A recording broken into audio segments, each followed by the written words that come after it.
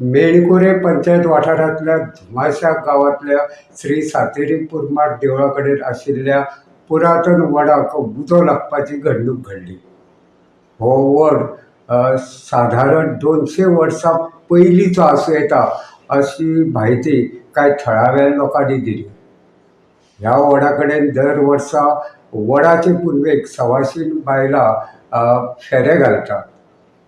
शेनवारा फांतोडेर वडाच्या मुळाक उजो लागिल्ल्याचो प्रकार नदरेक येतकीच थळाव्या लोकांनी दिवचलच्या उजो पालोवपी दळाक हे विशीं खबर दिली.